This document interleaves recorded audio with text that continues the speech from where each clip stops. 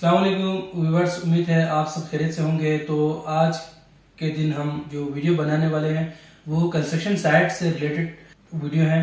तो आज की वीडियो में हम एक और परफॉर्मा के बारे में पढ़ेंगे, यानी एक प्री डिफाइंड एक फॉर्म होता है।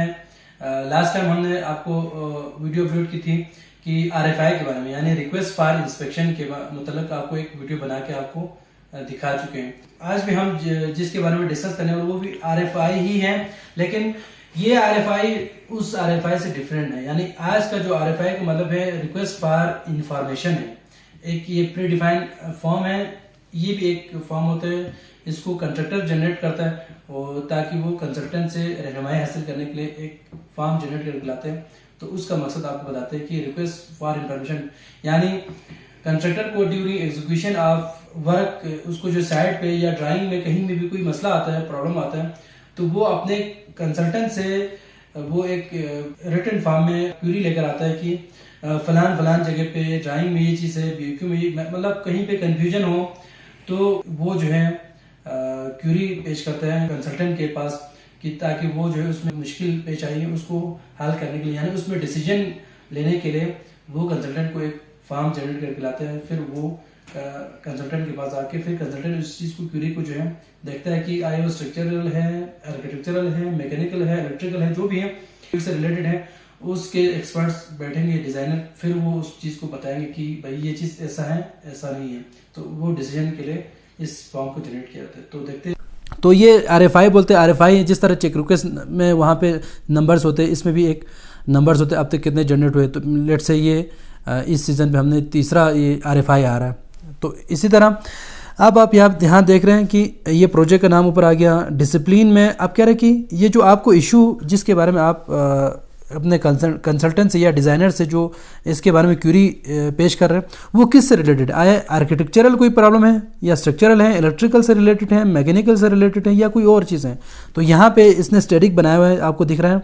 तो ये स्ट्रक्चर से मतलब यानी स्ट्रक्चरल ड्राइंग में कोई कन्फ्यूजन है तो ये इसने स्टैटिक इसमें बनाई हुई है। इट्स मीन कि ये जो क्यूरी आई हैं वो बेसिकली स्ट्रक्चर में कोई मसला आ रहा है या उसमें कोई कन्फ्यूजन है, उसके हवाले से इसने ये RFI जनरेट किए हैं। सीरियल नंबर वाइज बताया। एक reference is made to attach drawing is please clarify the thickness and ratio of PCC below plinth level.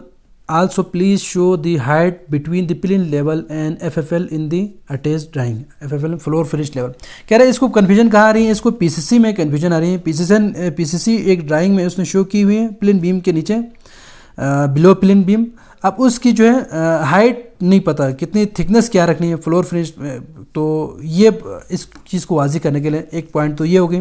In attach layout plan of plinth beam CAD file की जो इन्होंने क्या कि पीछे इसका बाकायदा रेफरेंस वो केट फाइल की इसने ड्राइंग भी भेजी है। ये प्लिंथ बीम आपको दिख रहा है, तो उसने जहाँ पे मसला है उस चीज़ को ये आपको दिखा रहा है, अटैच की है। और इसमें ये जो बता रहा है, देखिए थिकनेस में कोई प्रॉब्लम आ रहा है, प्लिंथ बीम के नीचे कोई प्रॉब्लम है, यानी PCC का कोई प्रॉब्लम है।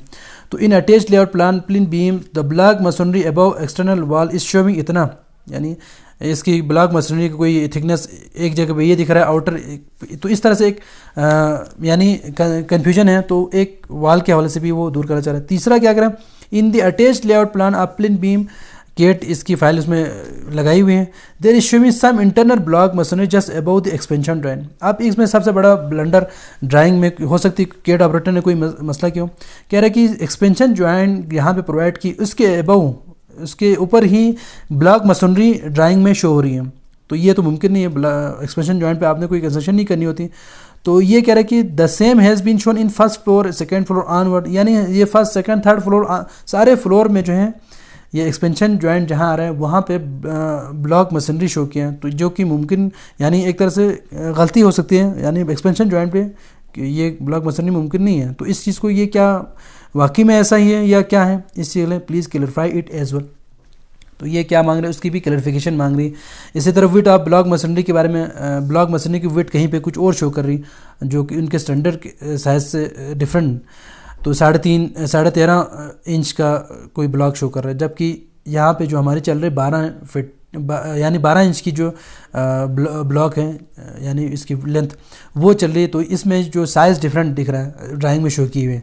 तो इसको भी क्लियर करने के लिए वो क्यूरी कर रहा है। मीन्स यहाँ पे 4 किस्म के स्ट्रक्चर से रिलेटेड प्रॉब्लम्स को आइडेंटिफाई करके क्या कर रहे हैं, जो कंस्ट्रक्टर का जो साइट इंजीनियर है वो अपने सिग्नेचर के साथ विद डेट वो क्यूरी ला के क्या करते हैं, कंसल्टेंट को जमा करता है। कंसल्टेंट को जमा करने के बाद पीएमयू को भी इसकी एक कापी वो दे देते हैं ताकि ये पीएमयू की भी डॉक्यूमेंट्स में ये चीज़ आ जाए। तो फिर क्या हो जाता है, जब ये कंसल्टेंट का जो स्ट्रक्चर डिज़ाइनर जो भी है वो मतलब जिससे अभी चूंकि स्ट्रक्चर से रिलेटेड ये प्रॉब्लम है तो स्ट्रक्चरल इंजीनियर या जो भी उसके टीम है वो चेक करने के बाद अपनी क्लैरिफिकेशन क्या करेगा, एक लेटर के जरिए या फिर इसी में वो क्या करते हैं, अगर माइनर है तो इसी में लिख के वो वापस कर देता है कि ये इसको ऐसे करो, इसको ऐसे करो, मतलब इसको ऐसे चलाओ। तो मीन्स प्रॉपर आपको अप्रूवल दी जाती है, कन्फ्यूजन को वो क्लियर करके आपको बताते हैं। तो उम्मीद है आपको कन्फ्यूजन क्लियर हो गई होगी। RFI में 2 किस्म के RFI जो है साइट पे होती है, दोनों के पर्पस डिफरेंट होते हैं। एक होते हैं रिक्वेस्ट फॉर इंस्पेक्शन, दूसरा होते हैं अभी जो हमने डिस्कस की रिक्वेस्ट फॉर इंफॉर्मेशन। तो एक कन्फ्यूजन को दूर करने के लिए, एक एक्टिविटी को चेक कराने के लिए होती है। तो उम्मीद है आपको ये कन्फ्यूजन क्लियर हो गई होगी।